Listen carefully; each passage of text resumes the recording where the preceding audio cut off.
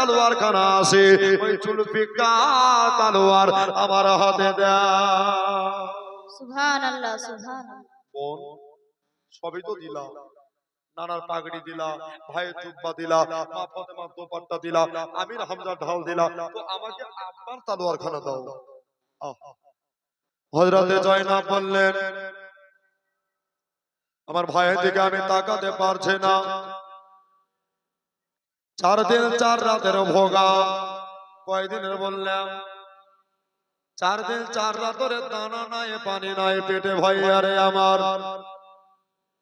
ইমাম হুসাইন বললেন বন্ধু আমার, আর খবরদার যেন দেরি করিও না, আমাকে এবার কারবালার জমিনে পাঠিয়ে দাও।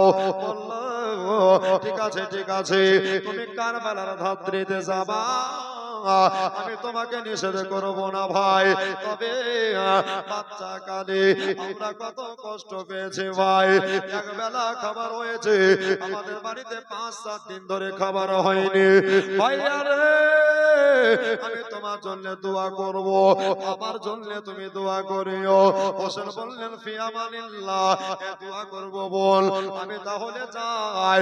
এবার ভাইয়েরা, মা নাই তো কি হলো, আব্দুল হক কালবের মা হাতে লাঠি না হলে চলতে পারে না, ইমামে আলী মাকাম, ইমামে হুসাইন, নওশায়ে মুস্তাফা ইবনে হায়দার ওই মায়ের কাছে গিয়ে বলে মা আপনাকে একটা কথা বলতে চাই মা, আমার কলিজা কানা দাও দাও করে চলে যাচ্ছে মা, আমার কলিজায় জানে আগুন জ্বলে যাচ্ছে মা, ওগো মা আমার জন্য দোয়া করো, আজকে আর তোমাদের সঙ্গে দেখা হবে না, আর কোনদিন মদিনা যেতে পারবো না।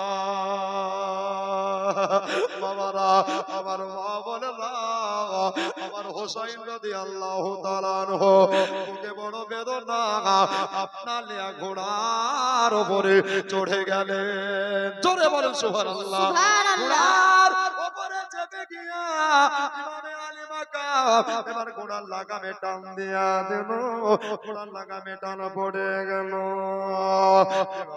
কি ব্যাপার, ঘোড়া কেন আগে বাড়ে না, ঘোড়া কেন আগে বাড়তেছে না? আল্লাহ গো, আমার ঘোড়া ক্লান্ত হয়ে গেল নাকি, আমার ঘোড়া এলে গেল নাকি, আমার ঘোড়া দুর্বল হয়ে গেল নাকি? কিন্তু আমার ইমামে আলী মাকাম, ইমামে হোসেন রাদিয়াল্লাহু তাআলা আনহু আল্লাহর কাছে